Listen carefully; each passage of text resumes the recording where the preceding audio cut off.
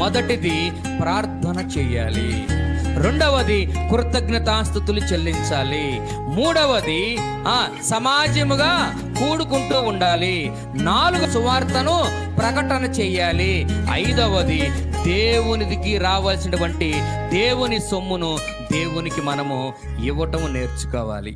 ఇవన్నీ మనము చెయ్యగలిగితే దేవుడు నిశ్చయముగా మనందరినీ కూడా ఆశీర్వదించునుగాక. ఆయన అంటున్నాడు కదా, పట్టజాలనటువంటి విస్తారమైనటువంటి దీవెనలు నీ పైన కుమ్మరించునుగాక. ఆమెన్.